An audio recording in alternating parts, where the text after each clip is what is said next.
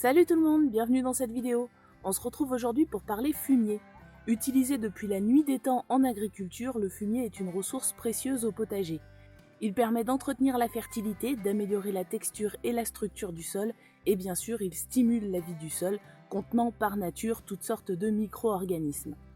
Si les jardiniers citadins sont quelquefois obligés d'utiliser du fumier déshydraté sous forme de granulés, ceux qui vivent dans des zones plus rurales peuvent se fournir auprès des centres équestres ou des fermes locales. Et puis il y a celui auquel on pense un petit peu moins parce qu'on se dit souvent que les quantités seront insuffisantes pour faire une quelconque différence, c'est tout simplement le fumier issu des petits élevages domestiques. Alors je vous propose aujourd'hui de faire le point sur le fumier.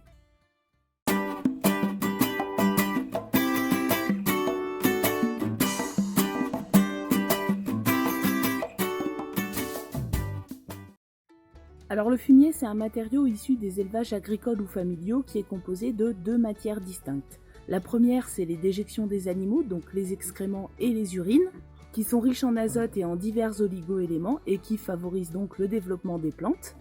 Et le deuxième élément, c'est la litière, composée de paille, de copeaux, de sciure ou tout autre matériau fibreux, destiné à absorber l'humidité des déjections animales. De par sa teneur en carbone, la litière produira l'essentiel de l'humus issu du fumier. Le fumier, c'est un amendement, donc son rôle, ça va être d'améliorer le sol pour permettre un meilleur développement des plantes cultivées, par opposition aux engrais dont le but est de nourrir directement les plantes. Concrètement, il enrichit le sol en humus stable, dont les avantages sont multiples. Il constitue un support de culture riche et équilibré. Il améliore la structure du sol en allégeant les terres lourdes, c'est le cas des fumiers chauds, ou en donnant plus de corps aux terres légères, c'est le cas des fumiers froids, et il stimule la vie du sol. Chaque fumier a des caractéristiques différentes. Idéalement, on choisira le fumier à utiliser en fonction de la nature du sol. Par exemple, les fumiers froids, donc vaches, cochons, seront plutôt utilisés pour les terres légères, siliceuses ou calcaires, tandis que les fumiers chauds, donc chevaux, ânes, chèvres, moutons, lapins, seront plutôt utilisés pour alléger les terres lourdes, argileuses, etc. Les fumiers de poules et autres fientes d'oiseaux sont plutôt considérés comme des engrais que comme des amendements, mais ça, on va en reparler après. Alors il existe différentes façons d'utiliser le fumier en gardant toujours à l'esprit deux règles d'or. La première, c'est de ne jamais enfouir du fumier frais puisque la décomposition est un processus aérobie qui a donc besoin d'oxygène. Et la deuxième règle, c'est que les fumiers chauds dégagent de la chaleur, voire beaucoup de chaleur, et qui pourraient donc brûler carrément les plantes s'ils étaient utilisés frais en grosse quantité au potager. Alors de ces deux règles d'or découlent plusieurs possibilités d'utilisation. La première, ça va être le compostage du fumier avec vos autres déchets verts et déchets ménagers biodégradables qui permet au fumier de se décomposer. La chaleur dégagée par les fumiers chauds va permettre d'éliminer la plupart des éléments potentiellement pathogènes et également les graines éventuellement présentes dans le compost. La deuxième possibilité, c'est d'épandre le fumier frais en couches épaisses au potager et à ce moment-là, il faudra procéder plutôt à l'automne ou dans le courant de l'hiver, c'est-à-dire bien avant la mise en place des premières cultures de printemps, de façon à ce que la chaleur dégagée ne puisse pas causer de dommages aux plantes. Donc ça se fait à un moment où il n'y a pas de plantes dans le potager et du coup c'est une méthode qui est adaptée uniquement pour les potagers ou les zones de culture qui ne sont pas cultivées en hiver. Pour ceux qui font le potager d'hiver et qui ont toutes leurs parcelles occupées en hiver, évidemment ça ne conviendra pas puisque la chaleur dégagée par les fumiers chauds risquerait de tout brûler. La troisième option, c'est d'épandre le fumier en couches fines pour que ça dégage pas suffisamment de chaleur pour causer des dommages aux plantes et à ce compte-là on peut l'épandre directement au pied des plantes. Mais attention, il ne faut pas faire ça avec les légumes racines et les légumes feuilles qui poussent près du sol, comme les laitues par exemple, puisque là du coup les éventuels éléments pathogènes contenus dans le fumier frais ne seraient pas détruits par la chaleur.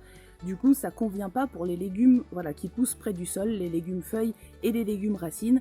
En revanche ça convient très bien pour les légumes fruits, par exemple les tomates, aubergines, etc. La dernière utilisation possible, ça va être encore une fois avec les fumiers chauds qui permettent de réaliser des couches chaudes en fin d'hiver ou au début du printemps pour réaliser des semis précoces. Donc si vous voulez qu'on fasse une vidéo sur les couches chaudes, n'hésitez pas à me le dire en commentaire. On fera ça dans le courant de l'hiver quand ça sera le bon moment. Alors dans cette vidéo, je vous propose de nous intéresser plus particulièrement aux fumiers issus des petits élevages domestiques, tout simplement parce qu'ils sont généralement plus accessibles aux particuliers et notamment à ceux qui recherchent une certaine autonomie alimentaire, puisque en général, on ne se contente pas du potager. Quand on recherche une certaine autonomie alimentaire, on a tendance à compléter le potager avec des petits élevages, très souvent des poules, voire des lapins ou d'autres volailles. Alors le premier avantage des fumiers issus des petits élevages familiaux, c'est qu'ils sont locaux, évidemment difficile de faire plus local qu'un fumier produit directement sur place et qu'on emmène à quelques mètres de l'enclos des animaux pour le déposer dans le potager. L'autre avantage de ces fumiers issus des élevages familiaux, c'est que vous connaissez l'alimentation des animaux, vous vous posez pas de questions sur les éventuels traitements médicaux donnés aux animaux puisque c'est vos animaux et que donc vous savez exactement ce que vous leur donnez. Les fumiers de volaille et les fientes d'oiseaux, par exemple pour ceux qui élèvent des pigeons ou des cailles, sont très riches en azote. D'ailleurs, ils sont considérés plutôt comme un engrais que comme un amendement, comme on l'a dit un petit peu plus tôt dans la vidéo.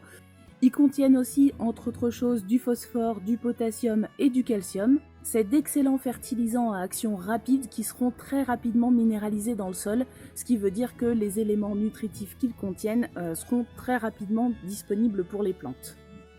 Alors là encore, ils peuvent être utilisés de plusieurs façons. Compostés, comme on l'a vu précédemment, avec vos déchets verts et vos déchets ménagers biodégradables. Donc on les met au compost et on les utilise une fois bien compostés. La deuxième possibilité, c'est de les utiliser directement au potager, mais attention, comme on vient de le dire, c'est plutôt un engrais qu'un amendement.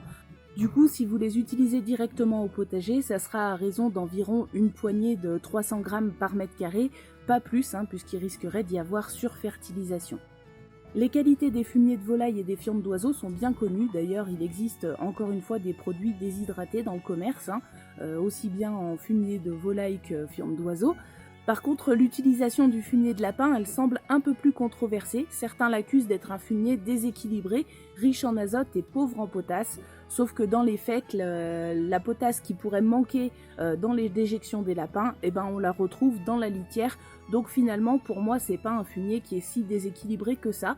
Alors je vais vous lire des petits passages un peu intéressants que j'ai trouvés sur certains sites au fil de mes recherches. Tout d'abord, chez Rustica, on peut lire que le fumier de lapin est excellent, utilisé seul ou mélangé au compost. Riche en azote mais pas trop, c'est une source de matière organique dont il serait dommage de priver votre potager, vos plates-bandes ou vos arbres fruitiers. Il est aussi bon que du fumier de cheval ou de mouton, mais attention, comme eux c'est un fumier chaud, il se décompose vite en dégageant beaucoup de chaleur, mais ça ne dure pas longtemps. Il ne faut donc pas le mettre en contact direct avec les racines des plantes qu'il pourrait brûler. Le mélanger au compost est une solution qui lui laisse le temps de bien se décomposer. Ce sont les terres argileuses qui en profiteront le mieux car il les allège, mais si votre terre est sableuse, silicieuse ou calcaire, le fumier de lapin lui sera quand même bénéfique. Chez les amis du petit élevage, on lit que le fumier de lapin est le meilleur engrais pour vos jardins biologiques. Il augmente la valeur du sol en améliorant la structure et le cycle de vie des micro-organismes bénéfiques dans le sol. Les lapins sont une excellente source de fumier, il est riche en nutriments et très simple à utiliser. Le fumier de lapin contient de l'azote, du phosphore, du potassium, des minéraux, beaucoup de micronutriments ainsi que de nombreux oligo-éléments bénéfiques comme le calcium, le magnésium, le zinc, le manganèse, le cuivre, pour n'en nommer que quelques-uns. De plus, il ne sent pas fort, il est facile à utiliser. La matière organique contenue dans le fumier de lapin améliore la structure du sol, le drainage, la rétention d'humidité et la texture friable. Vos jardins potagers et les jardins fleuris s'épanouiront grâce à l'utilisation du fumier de lapin. Celui-ci ne brûle pas vos plantes lorsqu'il est ajouté directement en surface en petites couches sur le jardin et peut être utilisé sans danger sur les plantes alimentaires. Certaines personnes vous diront qu'il est préférable d'en faire du compost avant de l'ajouter à votre jardin. Donc vous l'aurez compris, le fumier c'est un matériau précieux pour le potager et ceux qui élèvent des petits animaux pourront bénéficier de tous les bienfaits de cette matière première inépuisable. Si vous avez des petits élevages, c'est pas forcément utile de courir au centre équestre ou à la ferme pour remplir des remorques entières de fumier, vous pouvez parfaitement utiliser celui de vos animaux, comme on l'a vu, en respectant quelques précautions. Alors à titre personnel, depuis que j'ai des lapins, je dois vous dire que je trouve quand même que le fumier de lapin c'est encore plus intéressant que le fumier de poule. 2 lapins produisent plus de fumier hebdomadaire que mes 5 poules, hein, pour vous donner une idée. Je trouve qu'il est aussi beaucoup plus facile à utiliser et moins désagréable. C'est pas un fumier qui sent mauvais. En plus, bon voilà, ça fait des petites billes, hein, les lapins, vous voyez le genre de déjection que ça fait. Donc voilà, c'est pas quelque chose qui fait des gros paquets compacts comme peuvent faire quelquefois les poules quand elles font tous leurs besoins au même endroit, ce qui est généralement le cas. En tout cas, avec le combo lapin plus poule, du coup, j'ai vraiment une véritable petite usine de recyclage. Alors moi personnellement j'ai mis en place une nouvelle routine, c'est-à-dire que je mets plus mes déchets végétaux directement au compost. En fait je les répartis entre les poules et les lapins, ils mangent ce qu'ils veulent, ils laissent le reste et ensuite quand je procède au nettoyage, je récupère tout ça.